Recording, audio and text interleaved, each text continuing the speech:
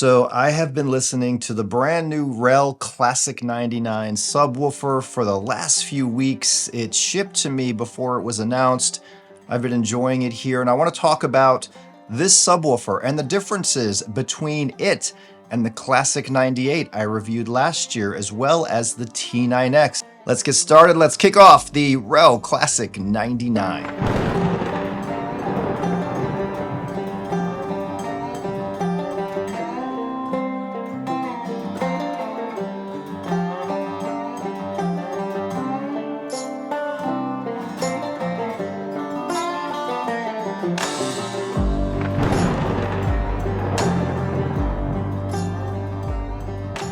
Now, when I reviewed the Classic 98 subwoofer last year, I fell for the charms of it, the mid-century modern look and vibe. It looked like a piece of furniture because it really can be a piece of furniture.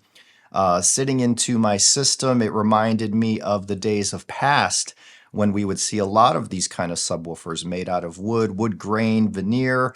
Beautiful all the way around. That Classic 98 was a smaller sub than the 99. It had a more romantic vibe for me in this room, a little bit more of a rounder bass versus big impact.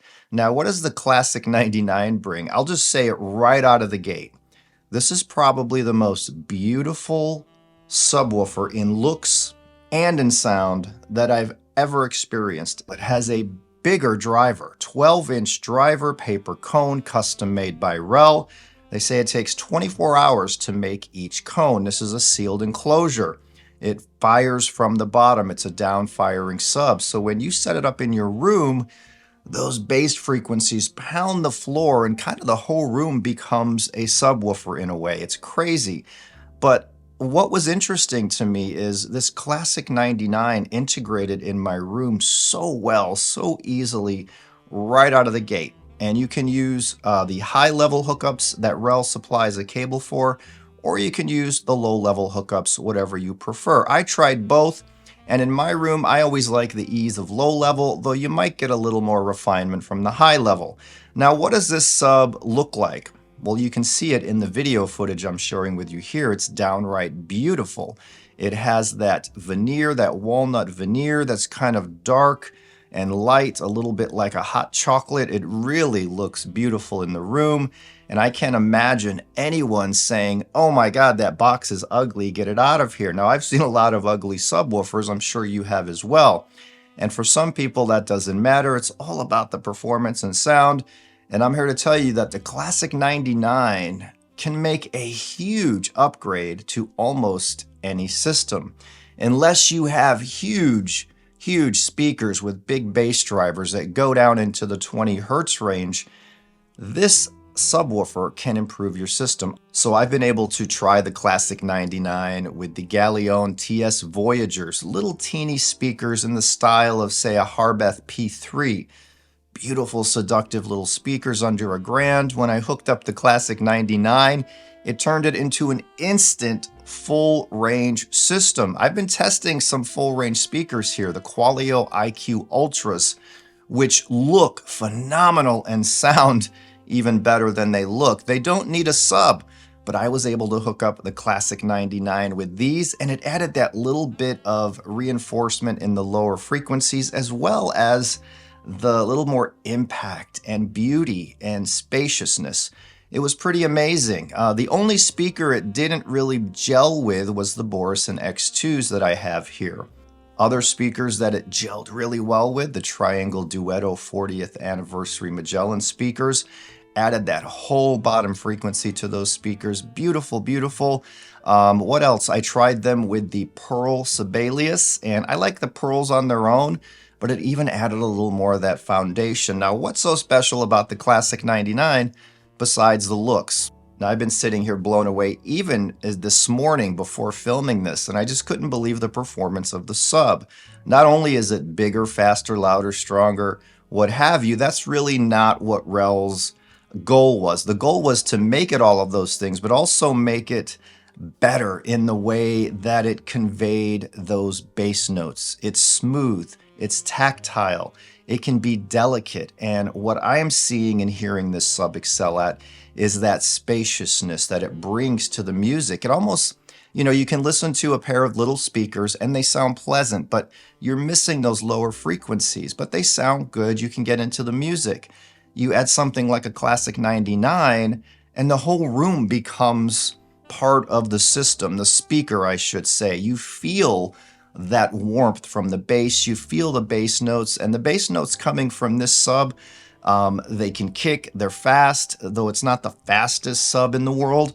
It's more about the feeling you get from it when listening to it, feeling those bass notes within you. And this is a sub that does that. I'm so blown away by the Classic 99, and I didn't expect to be, because I assumed, well, it's going to be a bigger Classic 98. Now, the Classic 98 is gorgeous. If you have a smaller room, set that up with a pair of bookshelf speakers, and you can be in audio heaven. This sub just has more of everything. It's closer to the S510 in that performance, but it's a little bit different. I have a hard time explaining the differences with subwoofers, but there are differences. It's not just about bass boom. A subwoofer, when done right, and these are done right by REL, can really, really upgrade your system to another level. I've seen it again and again and again, but my opinion, and this is just me, after hearing the S510, after hearing and owning the T9X Red Special Edition, after having and owning a pair of those S510s, my favorite subwoofer experience from REL has been the Classic 99. Not just for its good looks and its furniture-grade appearance. The veneer here is beautiful. The walls are very thick of this subwoofer inside. I believe they're like, was it 1.2 or 1.3 inches, something like that. So it has very thick bracing. It has multiple layers of MDF. It's not just a slab of MDF. This thing is sealed. It's beautiful. The back control panel has white gold accents to give it that classic vintage look. I was listening again to Depeche Mode live in Berlin, and that opening track, Welcome to My World, will really show you what your speaker's bass is made of. In a well-tuned system, that bass should be very prevalent, but not boomy. It should be tight, but hitting you in the chest.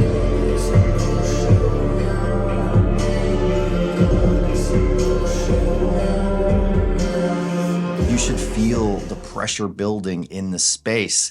The intro of this song just has that deep but controlled bass. I've heard that with speakers that played it out of control. I've heard it with speakers that barely made it noticeable. And I've heard it with speakers that played it perfectly. No matter what speaker I hooked up the Classic 99 to, it played that track perfectly. So I then went down the rabbit hole of bass-heavy tracks, and it did not disappoint one bit. I was able to dial it in very easily. Now, in my room, I tried it in each corner, and I also tried it in the middle. I tried it next to a speaker. Now, most subwoofers, including the Classic 99, will always do best in the corner, and REL provides pretty detailed setup instructions with the subwoofer manual, as well as online videos on YouTube, their YouTube channel. John Hunter goes over each model very, very well, and there are tutorials on how to set up a REL subwoofer.